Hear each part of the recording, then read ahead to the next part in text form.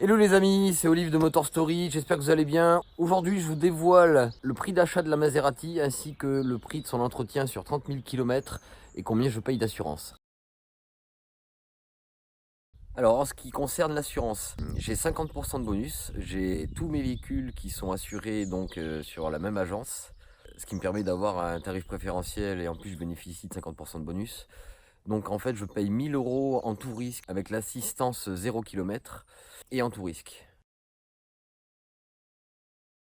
Alors pour ce qui est des pneumatiques, je les ai changés il y a un peu moins de 10 000 km.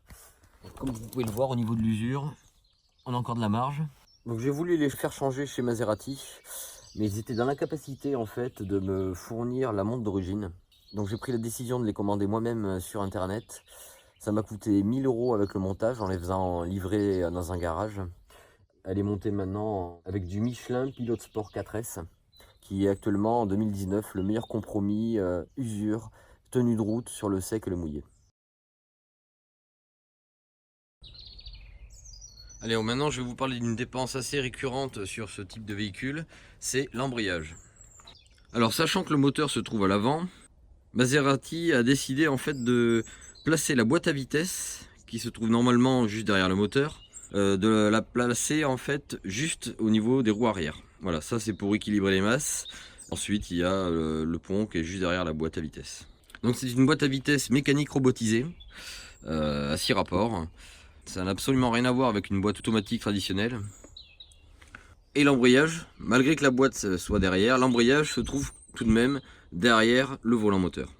Alors c'est une opération coûteuse tout de même parce qu'il faut savoir que l'embrayage peut durer entre 5000 et 90 000 km. Donc ça fait une grosse fourchette. 5000 km c'est si vous faites vraiment que des embouteillages, que de la ville. Vous avez des montées à faire par exemple dans un parking souterrain, ça les bouffe, c'est hallucinant. Dès qu'on patiente à un feu, il est aussi conseillé de passer au point mort pour éviter soi-disant une surchauffe de l'embrayage. Si après vous faites forcément beaucoup de routes sans trop changer souvent de rapport, vous pouvez largement atteindre les 80 à 100 000 km avec le même embrayage. Alors ça fait déjà 2 ans que je possède ce véhicule, j'ai parcouru 30 000 km avec et je n'ai eu aucun problème d'embrayage, de fuite. Et cet embrayage fonctionne toujours aussi bien. Il a été changé chez Pozzi à Paris, juste avant que je l'achète. Et ça a coûté 3 990 €. Donc le prix du filtre à huile et des deux rondelles en cuivre reviennent à 47 € chez Maserati. Et je mets donc cette huile. C'est de la 5W40 de chez Shell. Alors c'est la LX Ultra et il faut absolument qu'il y ait ce petit logo Ferrari. Voilà, c'est l'huile préconisée constructeur. Et ce carter sec contient environ 8 litres d'huile. Et voilà, il faut compter une soixantaine d'euros pour 8 litres d'huile. Donc en fait la vidange me revient à un peu plus de 100 € en la faisant moi-même. Alors ce qu'il faut savoir c'est que la vidange je la fais tous les 10 000 km. Le constructeur la préconise tous les 20 000, mais bon je roule assez souvent. Et surtout qu'en ce moment je m'en sers tous les jours. Puisque comme vous le savez j'ai la Jaguar qui est là-bas. Je me suis pris un sanglier et maintenant elle est foutue. Donc il faut que je trouve les pièces pour la réparer. Mais ça sera le sujet d'une autre vidéo. Bon maintenant on va parler des choses qui fâchent. J'ai fait changer le pare-brise de la Maserati l'année dernière, fin d'année dernière. Parce qu'en fait il y avait des éclats de la taille d'un grain de sable qui faisaient plein de petits reflets la nuit, enfin c'était insupportable. Donc je suis passé par mon assurance pour faire changer le pare-brise. Donc je l'ai appelé, j'ai pas réussi à l'avoir du premier coup. Donc du coup j'ai appelé un professionnel dans les changements de pare-brise. Je vais pas vous dire de nom mais vous voyez suffisamment les pubs à la télé. Et donc il s'avère que ce professionnel s'est occupé de tout, c'est-à-dire la prise de rendez-vous, la commande du pare-brise, de soi-disant contacter mon assurance. Donc j'avais absolument rien à faire. Donc le jour du rendez-vous, j'apporte la Maserati, je signe un ordre de réparation et sur cet ordre de réparation, il apparaît que 2 lignes. Donc la pose du pare-brise et le joint qui entoure le pare-brise. Et il manquait donc le tarif du pare-brise. Donc cet ordre de réparation s'élevait aux alentours des 1900 €. Donc la pose du pare-brise se passe super bien, des gens très agréables et très professionnels.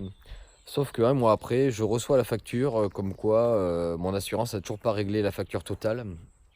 Et surprise, je vois la totalité de la facture qui s'élève à 6150 €. Voilà, 6150 € le pare-brise. Non mais 6150 € le pare-brise. Donc je contacte mon assurance pour savoir ce qu'il en est. Et en fait, il était stipulé derrière l'ordre de réparation, en tout petit, que si mon assurance prenait pas en totalité le montant de la facture, c'était à moi de payer la différence. Donc finalement, il s'avère que mon assurance a pris en compte que 2700 € de la facture totale. Et à ma charge, j'avais la différence. Donc j'ai eu 3500 € de ma poche à payer pour ce pare-brise. Donc ne faites pas la même erreur que moi. Quoi qu'il arrive, contactez votre assurance et essayez absolument d'avoir quelqu'un. Et c'est votre assurance qui va se charger de trouver le réparateur de pare-brise. Et moi, j'ai fait le contraire. Ensuite, je vais vous donner quelques exemples de tarifs de petites pièces détachées. Par exemple, cette petite partie-là, donc c'est une petite buse qui sort quand on est équipé de phare xénon, qui nettoie en fait le phare, quoi. C'est un lave-phare. Et ce petit cache, je l'ai perdu. Et il m'a coûté 70 € hors peinture. C'est une petite pièce en plastique qui se clipse. Le bouton du lève-vitre, c'est un petit truc comme ça vaut 90 € sans la pose.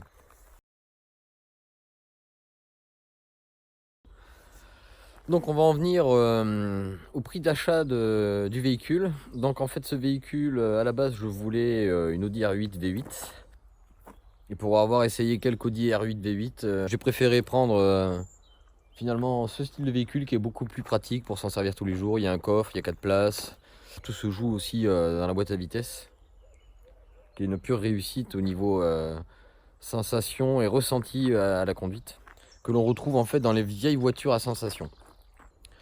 Donc en fait le montant total du véhicule avec sa carte grise et le malus, je crois qu'il y avait 800 € de malus, m'est revenu à 44 500 €, tout compris avec une garantie garage. Dans les vidéos qui vont suivre, il y aura la rénovation de la Jaguar, l'épisode numéro 3 du Twizy. Il y aura aussi un petit essai de la Honda Type-R modèle 310 chevaux sur circuit et sur route, et plein d'autres surprises. Voilà les amis, cette petite vidéo se termine, j'espère qu'elle vous a plu. Pensez à la partager, ça pourrait peut-être faire plaisir à des futurs propriétaires de Maserati. En tout cas, moi je vous dis à la prochaine les amis, à bientôt.